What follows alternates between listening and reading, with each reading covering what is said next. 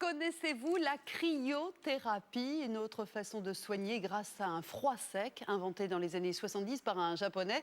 La cryothérapie s'est beaucoup développée dans les pays de l'Est. En France, on découvre seulement ses bienfaits sur le corps. Reportage Anne-Charline Lambert, Johan Vanhove. Dans son chaudron de potions magiques, Felipe mijote, frémit.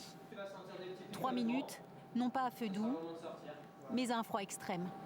Donc là, on est à moins 130 degrés et ça fait 45 secondes. Dans son nuage d'azote, ce serveur brésilien vit le grand frisson presque nu plusieurs fois par semaine.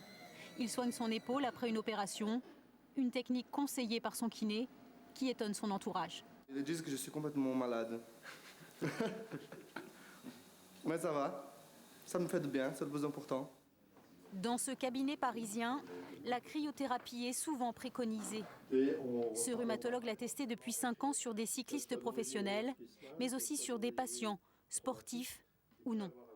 La cryothérapie, ça met en jeu ce qu'on appelle des substances qu'on appelle des cytokines, qui certaines sont anti-inflammatoires, et c'est celles-là qui sont mises en jeu, bien entendu, ce qui permet aux patients de diminuer la consommation d'anti-inflammatoires. L'effet antidouleur du grand froid, Catherine l'a expérimenté sur sa maladie articulaire, la spondylarthrite. Ça me soulage les douleurs, la fatigue aussi, qui est très importante. Aussi la raideur matinale. Dans son pays d'origine, la Pologne, la cryothérapie est utilisée, reconnue depuis les années 80, comme dans toute l'Europe de l'Est.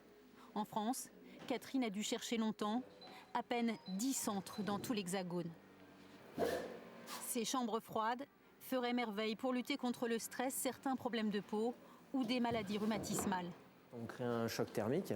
Ce choc thermique engendre un certain nombre de réactions, des réactions neuro-endocriniennes, des réactions musculaires et des réactions circulatoires.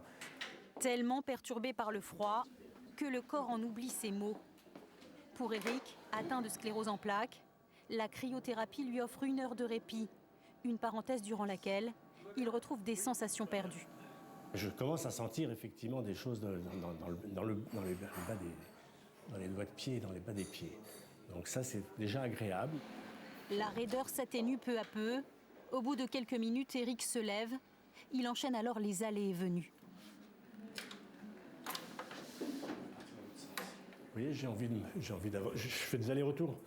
Alors que normalement, je n'ai aucune envie de faire des allers-retours. J'ai envie de m'asseoir et puis de bouger. Or là, je fais des allers-retours. On ne tient plus avec la machine. C'est un peu ça. Pour quelques minutes de tonus musculaire ou pour s'entretenir après une journée de travail, le froid ferait plus que conserver. Il pourrait réparer.